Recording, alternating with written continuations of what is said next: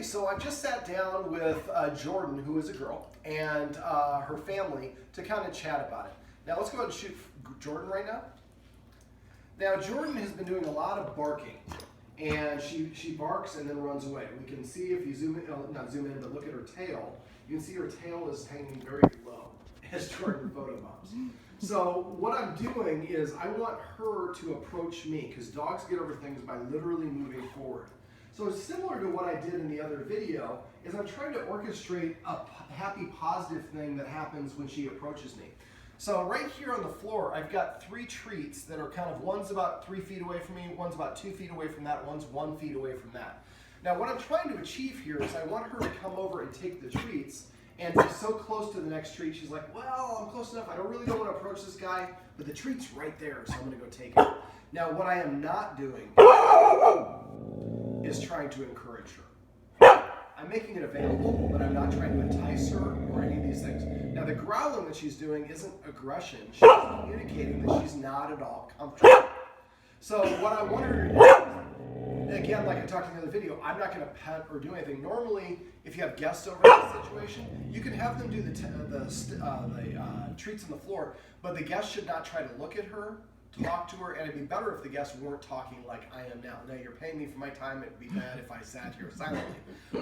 But as I mentioned earlier off camera, I will stop moving my hands to Jordan, because big movements can be a trigger for dogs as well. So normally I'm a little bit more animated in my hands, but I'm refraining from doing that. And I'm refraining from looking at the dog, because I don't want to encourage this. I want her to just understand that when this guy comes in, he's not interested in me. He's not trying to pet me. He's not doing anything that's threatening. In fact, he's actually fairly quiet. And because of that, she's now come up and she's taken some of these treats. So now she just noticed the treats on the floor. She's using her nose. You can kind of film her at this point. And she's going to probably come up and eventually, hopefully on this camera angle, take the treats. I'm going to toss another treat on the floor. We'll see how good my, not quite as good as I wanted it to go. Oh, there we go.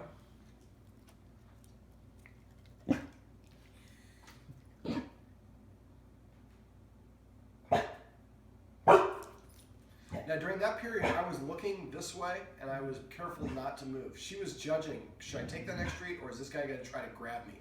Dogs want what I call escapability. They want to be far enough away from you that if you do try to grab them, they can run away. So basically, in the future, when you have guests come over, while she still has this insecurity stuff going on, we're going to have kind of the same thing. Now I'm going to show you, now you can go ahead and film her now.